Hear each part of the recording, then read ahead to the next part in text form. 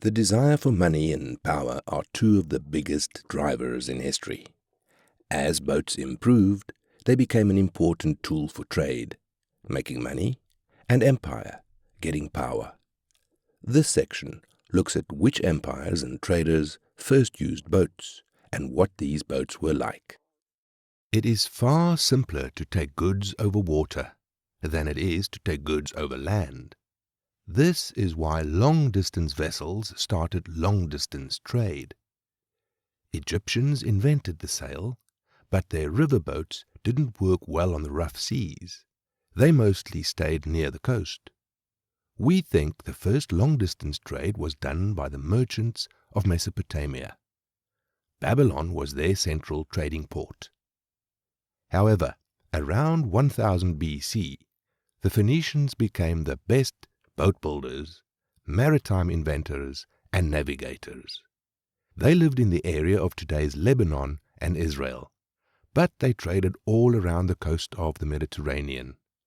Their trading network connected India and China with the Middle East and the Mediterranean, through to Spain and the West African coast. The Phoenicians invented the galley. These were long, flat ships that were powered by rowing and by sails. The Phoenicians also invented the alphabet. Writing helped with their trading activities.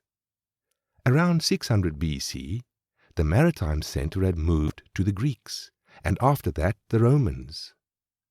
The Corinthians invented the famous trireme. Tri means three, so a trireme has 3 levels of oars. With more oarsmen, the trireme was more powerful, faster, and larger. The trireme became the famous warship for all of the Greek states. The Greeks had wars between themselves and with the Persians.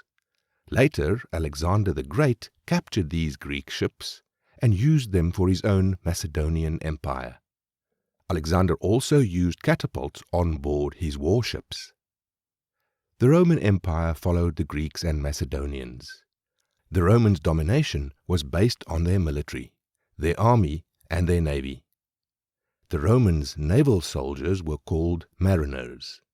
Their massive war galleys had tall towers, and their archers fired arrows down on their enemies. They kept a strong navy to keep peace and control trade. The Romans traded in smaller galleys, and they sailed across the Mediterranean and up coasts of Western and Northern Europe.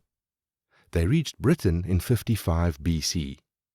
Their merchants traded mainly fish, olive oil, wine, and grain. Their trading galleys became larger over time. Their largest trading ships could hold 400 tons of cargo.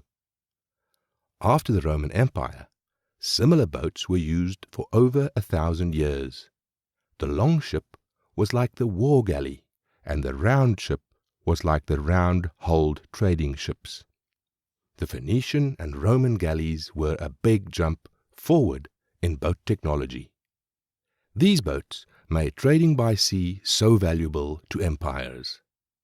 There was not the same big improvement in boat design until around 1400 AD.